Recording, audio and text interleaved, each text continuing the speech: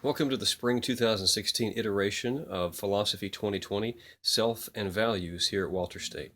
I'm Dr. Matt Deaton. Please call me Matt. I'll be your professor for the next few months. We're going to read 4 books over the course of the semester. The first is a dialogue on personal identity and immortality by John Perry. The second is The Little Philosophy Book by Robert Solomon. The third and my favorite is Justice, What's the Right Thing to Do by Harvard professor Michael Sandel. And last, you'll read a selection out of Peter Singer's The Life You Can Save for your course project. Now, if you've never taken a philosophy class before, sometimes I'll describe it to people who are new to academic philosophy as the reason-based attempt to answer life's big non-empirical questions. What's a non-empirical question? Well, we can contrast that with an empirical question. That would be a question that you can physically confirm or test in the physical world.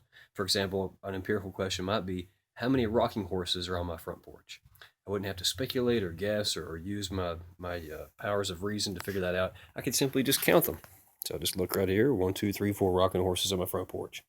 If I want to know how many Leland cypress trees were in my front yard, I could just look. I wouldn't have to wonder. There's 5 right there. I think there's 3 more down there. They're kind of bunched together. Let's say there's 8 Leland cypress trees in my front yard. But if I wanted to know, for example, what it means to be a good person, if I wanted to know whether late-term abortions were morally permissible and under what circumstances, if I wanted to know what or which political philosophy or which approach to politics was the most defensible from a rational perspective, these aren't things that I can directly test in the world. These aren't things that I can just go to some authoritative source and bam, there's the clear answer. These are questions I don't have to think through. These are questions that all of us have to think through. And sometimes when folks are new to philosophy, they're worried that we can't really make any progress in these areas, oftentimes because there's so much disagreement about philosophical questions. And since they're non-empirical, we don't have a way to directly test them in the world. And so sometimes folks enter the class or enter philosophy in general just thinking this is pointless, it's useless, we can't make any progress. I think you're going to find, though, as we read the course texts and as we think through these big non-empirical questions, that we can make progress, that we can rule out some things that seem to be logically inconsistent. We can rule out some things that seem to be outlandish. And if we don't arrive at a consensus about what makes the most sense, at the very least, we can make some progress on what doesn't make sense at all and what the viable options are. You're going to have weekly discussion board posts that I ask that you submit by midnight each Wednesday. For this first week, the schedule is a little bit different because we're starting on Tuesday because Martin Luther King Day is on the first Monday.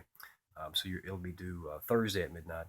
But for most other weeks, unless specified in the schedule there on the discussion board link, your weekly posts, your reflection posts, will be due by midnight each Wednesday. And I'll grade those within 2 weeks. Usually I grade them more quickly than that, but I give myself at least 2 weeks just in case something comes up.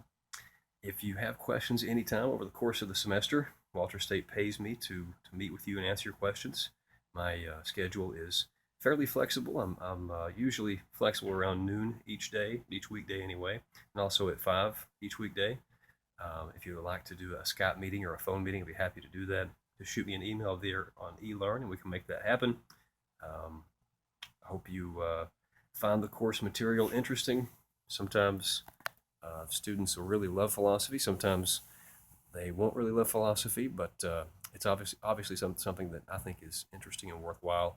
I started out pre-med at Pellissippi back in 2001. Took a intro to philosophy class, loved it. Took a critical thinking class, which is informal logic, also a philosophy class. Loved that. Switched majors, and here I am some 15 years later. Very different life trajectory. Did most of my undergraduate work and my graduate work at UT. I taught at UT as a graduate teaching associate, also as a lecturer, full-time lecturer, in fact. So I've also taught at South College and Carson Newman, Lee University, and Walter State for several years now. But this isn't my full-time job. This is something I just do on the side for fun. So thank you for helping me entertain my philosophical aspirations and still get my philosophical kicks on the side. If you have any questions anytime, again, just let me know. Happy to meet with you or correspond via email. Thanks so much for signing up for the class, and here's to a great semester. Oh, and the video lectures you're going to watch that are associated with the chapters, they were recorded 2 or 3 years ago when I was still living in Maryland. I'm from here in Baltimore, but my family moved up to Maryland for a couple of years after I finished my PhD, and we moved back a couple of years ago as well.